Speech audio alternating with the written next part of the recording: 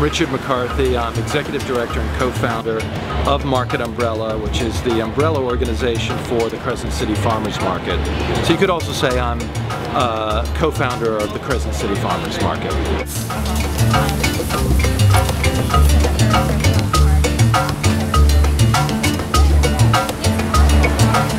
We have beautiful Brussels sprouts here that are great to be roasted, and you can cut them in half, put a little olive oil and butter on it with seasoning, and put them in the oven, and they're great.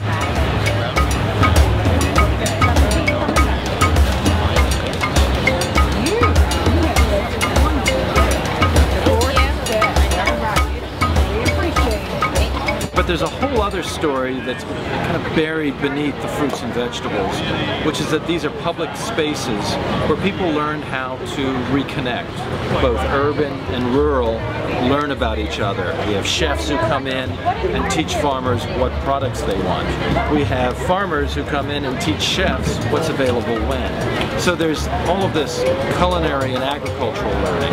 But it's also a place where we learn civic decency. We learn how to respect one another. We learn how to grow comfortable with people unlike ourselves. And that's sort of one of the joys of building this regional community around a shared love of food. Hi, how are you? Yeah, huh? It's 15 minutes in simmering water. They're ready to go. Fine pie. Thank you so much. Y'all enjoy it. So this is Cajun grain brown jasmine rice. It's grown in Kinder, Louisiana. It's a great local gluten-free, non-GMO alternative to corn or to wheat flour. What can I get for it? 1, 2. When food stamps went to electronic benefit transfer in the 1990s, what that did is it immediately excluded farmers markets from serving food stamp shoppers. And our belief is that farmers markets are for everyone. And yet, because of a USDA policy, we couldn't serve everyone until we crossed this digital divide. So like alchemists, we turn plastic into wood. You come in with your food stamp card, we swipe it, and you get wooden tokens that you spend like cash at the market.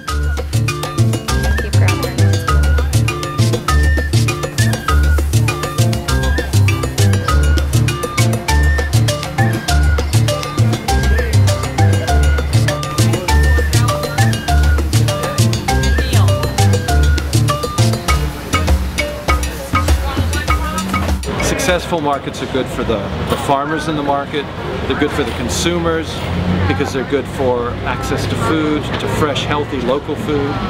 And the third piece of the bottom line is that they're good for communities because markets build community. This is a great job. It's a full-time job for me. I'm very lucky to have a job that I'm completely in love with.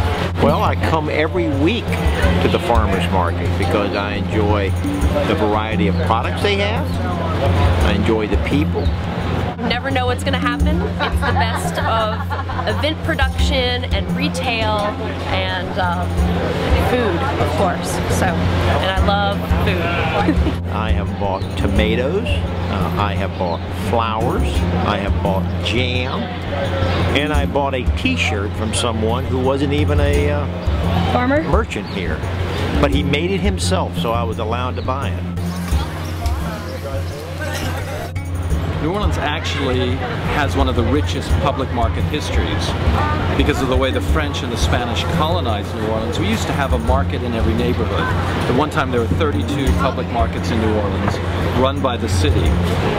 This funny thing happened during the 20th century. We began to feel embarrassed about our rich culinary history and our rich cultural history. And by the second half of the 20th century, we began to lose scope of these cultural relics, these markets, food, music, all these traditions that make us a unique place. And yet, oddly, on the way to the 21st century, as we careened from the 20th to the 21st century, we began to recognize that these culinary cultural relics are things we need to hold on to, because actually they may help to define who we are as a community in the future.